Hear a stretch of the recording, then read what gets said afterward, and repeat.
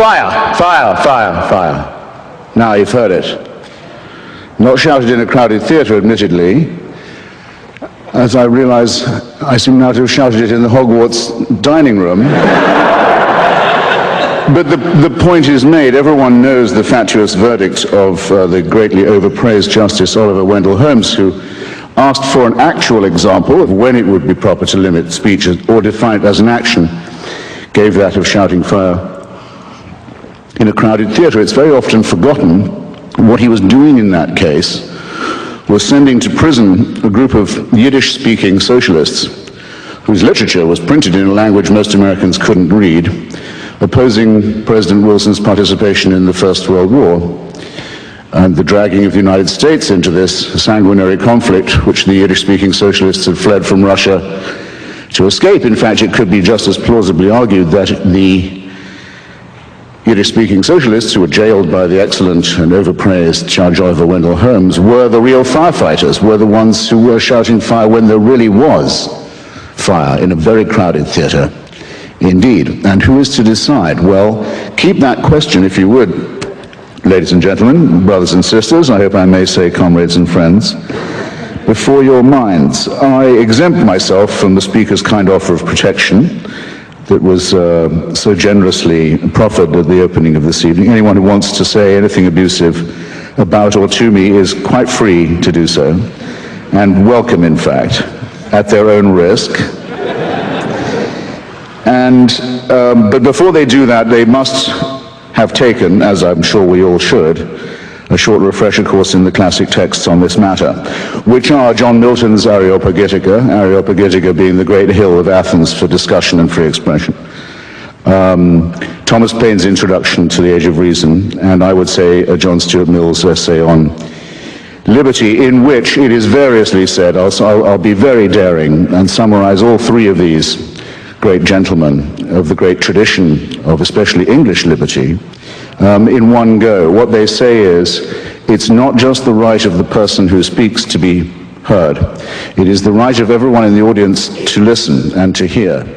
And every time you silence somebody, you make yourself a prisoner of your own action because you deny yourself the right to hear something. In other words, your own right to hear and be exposed is as much involved in all these cases as is the right of the other to voice his or her view.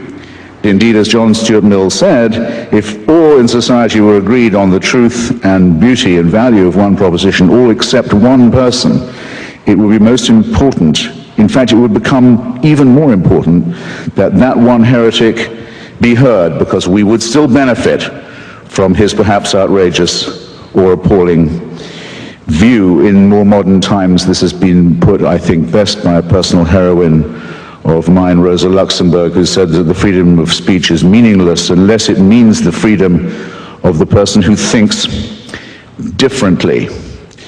My great friend John O'Sullivan, former editor of the National Review, and I think probably my most conservative and reactionary Catholic friend, once said, it's a tiny thought experiment, he says, if you hear the Pope saying he believes in God, you think, well, the Pope's doing his job again today.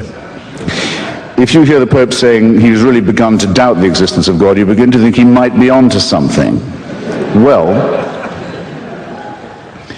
if everybody in North America is forced to attend at school training in sensitivity on Holocaust awareness and is taught to study the final solution, about which nothing was actually done by this country or North America or the United Kingdom while it was going on, but let's say as if in compensation for that, everyone's made to swallow an official and unalterable story of it now, and it's taught as the great moral exemplar, the moral equivalent of the morally lacking elements of the Second World War, the way of stilling our uneasy conscience about that combat. If that's the case with everybody, as it more or less is, and one person gets up and says, you know about this Holocaust, I'm not sure it even happened. In fact, I'm pretty certain it didn't. Indeed, I begin to wonder if the only thing is that the Jews brought a little bit of violence on themselves. That person doesn't just have a right to speak. That person's right to speak must be given extra protection, because what he has to say must have taken him some effort to come up with. might contain a grain of historical truth, might in any case give people to think about why do they know what they already think they know. How do I know that I know this, except that I've always been taught this and never heard anything else? It's always worth establishing first principles. It's always worth saying, what would you do if you met a Flat Earth Society member? Come to think of it, how can I prove the Earth is round? Am I sure about the theory of evolution? I know it's supposed to be true. Here's someone who says there's no such thing, it's all intelligent design. How sure am I of my own views? Don't take refuge in the false security of consensus and the feeling that whatever you think, you're bound to be okay because you're in the safely moral majority. One of the proudest moments of my life, that's to say, in the recent past, has been defending the British historian David Irving, who is now in prison in Austria for nothing more than the potential of uttering an unwelcome thought on Austrian soil. He didn't actually say anything in Austria. He wasn't even accused of saying anything. He was accused of perhaps planning to say something that violated an Austrian law that says only one version of the history of the Second World War may be taught in our brave little Tyrolean republic. The republic that gave us Kurt Waldheim as Secretary General of the United Nations, a man wanted in several countries for war crimes. You know, the country that has Jörg Haider, the leader of its own fascist party, in the cabinet that sent David Irving to jail. Made Austria famous, given it its reputation, by any chance? Just while I've got you. I hope there are some Austrians here to be upset by it. Well, a pity if not, but the two great achievements of Austria are to have convinced the world that Hitler was German and Beethoven was Viennese. Now to this proud record they can add, they have the courage finally to face their past and lock up a British historian who's committed no crime except that of thought and writing. And that's a scandal. And I can't find a seconder usually when I propose this, but I don't care. I don't need a seconder. My own opinion is enough for me, and I claim the right to have it defended against any consensus, any majority, anywhere, any place, any time. And anyone who disagrees with this can pick a number, get online, and kiss my ass. Now, I don't know how many of you don't feel you're grown up enough to decide this for yourselves and think you need to be protected from David Irving's edition of the Goebbels diaries, for example, out of which I learned more about the Third Reich than I had from studying Hugh Trevor Roper and A.J.B. Taylor combined when I was at Oxford. But for those of you who do, I'd recommend another short course of revision. Go again and see not just the film and the play, but read the text of Robert Bolt's wonderful play, Man for All Seasons. Some of you must have seen it, where Sir Thomas More decides that he would rather die than lie or betray his faith. And at one moment, More is arguing with a particularly vicious witch-hunting prosecutor, a servant of the king and a hungry and ambitious man. And More says to this man, you'd break the law to punish the devil, wouldn't you? And the prosecutor, the witch hunter, says, break it? He said, I'd cut down every law in England if I could do that, if I could capture him. And More says, yes, you would, wouldn't you? And then when you'd corner the devil and the devil turned round to meet you, where would you run for protection? All the laws of England having been cut down and flattened, who would protect you then? Bear in mind, ladies and gentlemen, that every time you violate or propose to violate the free speech of someone else, you, in potentia, you're making a rod for your own back, because the other question raised by Justice Oliver Wendell Holmes is simply this: who's going to decide? To whom do you award the right to decide which speech is harmful, or who is the harmful speaker? Or to determine in advance what are the harmful consequences going to be that we know enough about in advance to prevent? To whom would you give this job? To whom are you going to award the task of being the censor? Isn't it a famous old story that the man who has to read all the pornography in order to decide what's fit to be passed and what is fit not to be is the man most likely to become debauched? Did you hear any speaker in the opposition to this motion, eloquent as one of them was, to whom you would delegate the task of deciding for you what you could read, to whom you would give the job of deciding for you, relieve you of the responsibility of hearing what you might have to hear? Do you know anyone? Hands up. Do you know anyone to whom you'd give this job? Does anyone have a nominee? You mean there's no one in Canada good enough to decide what I can read or hear? I had no idea. But there's a law that says there must be such a person, or there's a subsection of some piddling law that says it. Well, the hell with that law then. It's inviting you to be liars and hypocrites and to deny what you evidently know already. About the censorious instinct, we basically know all that we need to know, and we've known it for a long time. It comes from an old story about another great Englishman. Sorry to sound so particular about that this evening, Dr. Samuel Johnson, the great lexicographer, author of the first, compiler, I should say, of the first great dictionary of the English language. When it was complete, Dr. Johnson was waited upon by various delegations of people to congratulate him, of the nobility, of the quality, of the commons, of the lords, and also by a delegation of respectable ladies of London who attended on him in his Fleet Street lodgings and congratulated him. Dr. Johnson, they said, we are delighted to find that you have not included any indecent or obscene words in your dictionary. Ladies, said Dr. Johnson, I congratulate you on being able to look them up. Anyone who can understand that joke, and I'm pleased to see that about 10% of you can, gets the point about censorship, especially prior restraint, as it's known in the United States, where it's banned by the First Amendment to the Constitution. It may not be determined in advance what words are apt or inapt. No one has the knowledge that would be required to make that call, and more to the point, one has to suspect the motives of those who do so. In particular, the motives of those who are determined to be offended, of those who will go through a treasure house of English, like Dr. Johnson's first lexicon, in search of filthy words to satisfy themselves and some instinct about which I dare not speculate. Now, I am absolutely convinced that the main source of hatred in the world is religion and organized religion. Absolutely convinced of it.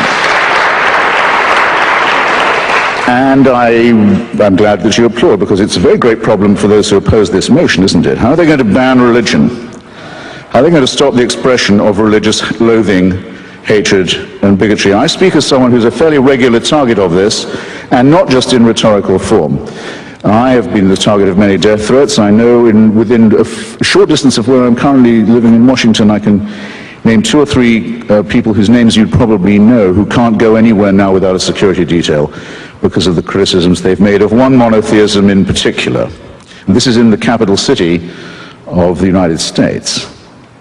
So I know what I'm talking about, and I also have to notice that the sort of people who ring me up and say they know where my children go to school, and they certainly know what my home number is and where I live, and what they're going to do to them and to my wife and to me, and who I have to take seriously because they have done it to people I know, are just the people who are going to seek the protection of the hate speech law if I say what I think about their religion, which I'm now going to do. Because I don't have any what you might call ethnic bias. I've no grudge of that sort, along with pretty much anyone of any, as it were, origin or sexual orientation or language group, except people from Yorkshire, of course, who are completely untakeable. And I'm beginning to resent the confusion that's being imposed on us now, and there was some of it this evening, between religious belief, blasphemy, ethnicity, profanity, and what one might call multicultural etiquette. It's quite common now for people to use the expression, for example, anti-Islamic racism, as if an attack on a religion was an attack on an ethnic group. The word Islamophobia, in fact, is beginning to acquire the opprobrium of that was once reserved for racial prejudice. This is a subtle and very nasty insinuation that needs to be met head on. Who said, what if Falwell says he hates fags? What if people act upon that? The Bible says you have to hate fags. If Falwell says he's saying it because the Bible says so, he's right. Yes, it might make people go out and use violence. What are you going to do about that? You're up against a group of people who will say, you put your hands on our Bible or we'll call the hate speech police. Now, what are you going to do when you've dug that trap for yourself? Somebody said that anti-Semitism and Kristallnacht in Germany was the result of 10 years of Jew baiting. 10 years? You must be joking. It's the result of 2,000 years of Christianity based on one verse of one chapter of St. John's Gospel, which led to a pogrom after every Easter sermon every year for hundreds of years, because it claims that the Jews demanded the blood of Christ be on the heads of themselves and all their children to the remotest generation. That's the warrant and license for and incitement to anti-Jewish pogroms. What are you going to do about that? Where's your piddling subsection now? Does it say St. John's Gospel must be censored? Do I, who've read Freud and know what the future of an illusion really is and know that religious belief is ineradicable as long as we remain a stupid, poorly evolved mammalian species, think that some Canadian law is going to solve this problem? Please. No, our problem is this: our prefrontal lobes are too small, and our adrenaline glands are too big, and our thumb finger opposition isn't all that it might be. And we're afraid of the dark, and we're afraid to die, and we believe in the truths of holy books that are so stupid and so fabricated that a child can, and all children do, but as you can tell by their questions, actually see through them. And I think it should be, religion, treated with ridicule and hatred and contempt. And I claim that right. Now, let's not dance around. Not all monotheisms are exactly the same at the moment. They're all based on the same illusion. They're all plagiarisms of each other. But there's one in particular that at the moment is proposing a serious menace, not just to freedom of speech and freedom of expression, but to quite a lot of other freedoms too. And this is the religion that exhibits the horrible trio of self-hatred, self-righteousness, and self-pity. I'm talking about militant Islam. Globally, it's a gigantic power. Globally, it's a gigantic power. It controls an enormous amount of oil wealth, several large countries and states, with an enormous fortune. It's pumping the ideology of Wahhabism and Salafism around the world, poisoning societies where it goes, ruining the minds of children, stultifying the young in its madrasas, training people in violence, making a cult of death and suicide and murder. That's what it does globally. It's quite strong. In our societies, it poses as a cringing minority whose faith you might offend, which deserves all the protection that a small and vulnerable group might need. Now, it makes quite large claims for itself, doesn't it? It says it's the final revelation. It says that God spoke to one illiterate businessman in the Arabian Peninsula 3 times through an archangel, and that the resulting material, which as you can see when you read it, is largely plagiarized from the Old and the New Testament, almost all of it actually plagiarized ineptly from the Old and New Testament, is to be accepted as a divine revelation and as the final and unalterable one, and that those who do not accept this revelation are fit to be treated as cattle, infidels, potential chattel, slaves, and victims. Well, I tell you what, I don't think Muhammad ever heard those voices. I don't believe it. And the likelihood that I'm right, as opposed to the likelihood that a shepherd a businessman who couldn't read, had bits of the Old and New Testament redictated to him by an archangel, I think puts me much more near the position of being objectively correct. But who is the one under threat? The person who promulgates this and says, I'd better listen because if I don't, I'm in danger? Or me, who says, oh, no, I think this is so silly, you could even publish a cartoon about it. And up go the placards, and up go the yells and the howls and the screams. Behead those. This is in London. This is in Toronto. This is in New York. It's right in our midst now. Behead those who cartoon Islam. Do they get arrested for hate speech? No. Might I get in trouble for saying what I've just said about the Prophet Muhammad? Yes, I might. Where are your priorities, ladies and gentlemen? You're giving away what's most precious in your own society, and you're giving it away without a fight, and you're even praising the people who want to deny you the right to resist it. Shame on you while you do this. Make the best use of the time you've got left. This is really serious. Now, if you look anywhere you like, because we've had invocations of a rather driveling and sickly kind tonight of our sympathy. What about the poor fags? What about the poor Jews, the wretched women who can't take the abuse, and the slaves and their descendants, and the tribes who didn't make it and were told that their land was forfeit? Look anywhere you like for the warrant for slavery, for the subjection of women as chattel, for the burning and flogging of homosexuals, for ethnic cleansing, for anti-Semitism, for all of this. You look no further than a famous book that's on every pulpit in this city and in every synagogue and in every mosque. And then just see whether you can square the fact that the force that is the main source of hatred is also the main caller for censorship. And when you realize that you're therefore this evening faced with a gigantic false antithesis, I hope that still won't stop you from giving the motion before you the resounding endorsement that it deserves. Thanks awfully. Night night. Stay cool.